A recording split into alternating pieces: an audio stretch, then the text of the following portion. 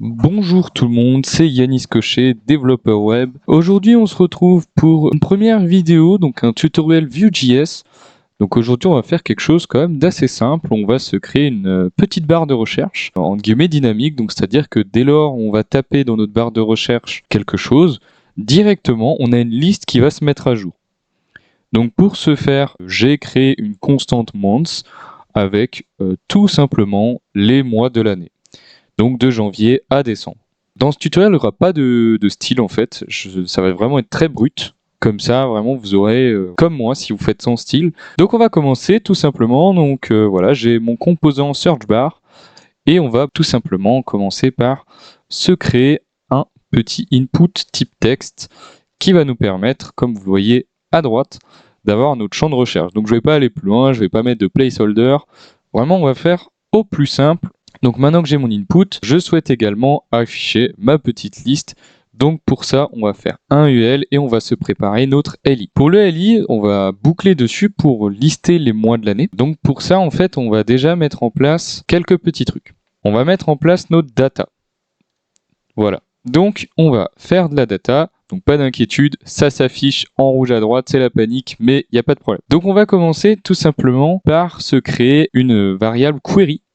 Donc à quoi va nous servir cette variable query? En fait, elle va nous servir à capter ce qu'il y a dans le input. Donc dans le input, on va par exemple pouvoir faire un vModel. Et grâce à ce vModel, on va pouvoir mettre query. Et donc désormais, à chaque fois que je vais taper quelque chose, je vais pouvoir en fait avoir directement dans ma variable query ce que j'ai tapé dans ma barre de recherche. Pour vous montrer l'utilité donc du vModel et de la variable query, je vous ai rajouté donc la Vue DevTools. Donc c'est une extension que vous pouvez rajouter, je vous la conseille d'ailleurs. Et donc on va pouvoir voir qu'ici, dès que je vais commencer à écrire quelque chose, et bien directement notre variable query, elle va se mettre à jour avec ce que j'ai écrit.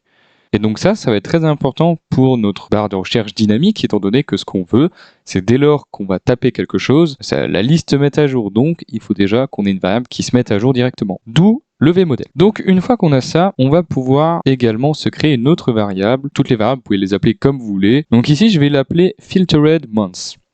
Donc étant donné qu'on va filtrer nos mois, moi ce que j'aimerais, c'est que j'ai une liste de mois filtrés. Je ne vais pas aller filtrer directement ma constante, puisque déjà c'est une constante, donc par définition on ne peut pas la modifier, mais également c'est une bonne pratique de ne pas modifier directement sa data, on va dire plutôt de la copier afin de pouvoir vraiment la traiter comme il faut et d'avoir l'original. Donc moi je vais dire que ma liste filtered months, c'est en fait égal à ma constante months, donc ce qui va me permettre de l'initialiser. Maintenant qu'on a ça, on va pouvoir revenir donc à notre LI et faire une boucle. Donc pour cela, un petit V fort. Donc moi, je vais dire que je veux un months.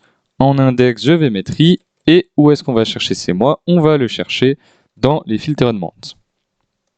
On va mettre une petite key, donc qui sera égale à notre index. Et une fois que ceci est fait, il ne nous reste plus qu'à mettre months pour avoir le nom du mois qui apparaît. Donc de notre côté, on a tous les mois et on a notre barre de recherche. Bon, pour l'instant, si je tape quelque chose, il ne se passe rien, c'est tout à fait normal. Pour cela, on va devoir ajouter une petite méthode. Donc on va se créer une méthode, donc vMéthode, et donc pareil, vous pourrez mettre le nom que vous voulez. Moi, je vais l'appeler vraiment très basiquement list filter. Donc dans cette liste filter, qu'est-ce qu'on va faire? On va reprendre notre variable de mois filtré, parce que c'est celle-là qu'on va vouloir modifier. Donc 10.filteredMonths. Et dedans, en fait, on va reprendre donc notre constante months pour vraiment partir de zéro. Puisque si on filtre un tableau déjà filtré, eh ben on va perdre des mois au fur et à mesure, donc ça ne marchera pas. Donc on va partir de l'original, d'où l'importance de ne pas modifier l'original. Donc je vais faire months et je vais utiliser la méthode filter. Donc ensuite, je vais mettre months, voilà, on n'oublie pas le point virgule à la fin, et il ne me reste plus qu'à définir quel va être le critère de filtrage. Donc je vais mettre months. Ensuite, moi je vais décider de tout mettre en minuscule, puisque sinon, si on ne rajoute pas ce petit paramètre, eh bien ça veut dire que si maintenant j'écris le mois de janvier tout en minuscule, il ne va pas trouver le mois de janvier avec la majuscule au début. Donc, pour être certain de tout trouver, je vais mettre tout lowercase, et comme ça, peu importe s'il y a des majuscules, des minuscules, ce sera trouvé. Vous, évidemment, vous pouvez adapter à votre cas. Si vous préférez que la majuscule ait une importance dans la recherche, eh bien vous n'êtes pas obligé de mettre tout lowercase. Ensuite, je vais utiliser .include, donc ça va me permettre en fait de chercher donc dans une chaîne de caractères précise, donc là months.toLowercase, une chaîne de caractères que je vais préciser entre les parenthèses. En l'occurrence, moi ce que je veux chercher, c'est ma query, puisque ma query c'est ce qu'il va y avoir dans la barre de recherche et c'est ça que je cherche. Donc si mon moi en minuscule inclut ma query, je vais pouvoir la trouver. Et ici aussi, pour être sûr, je vais tout mettre en tout lowercase, comme ça on est vraiment homogène dans ce qu'on fait, et voilà. Donc là, on a notre méthode pour filtrer. Il nous reste une dernière petite étape pour que ça marche, puisque pour l'instant, on a notre méthode, mais on l'utilise pas. Et bien on va retourner dans notre input, et on va tout simplement rajouter @input.